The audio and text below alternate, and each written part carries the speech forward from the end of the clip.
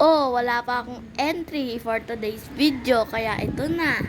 Sa umaga, aayusin ang uniforme at ang ID. Magsusuklay ng buhok tapos ire-remind ni mama. Yung pantali mo, nandyan na ba? Yung baon mo, yung recess mo, nandyan na ba sa bag mo? Yung tubig mo, nandyan na.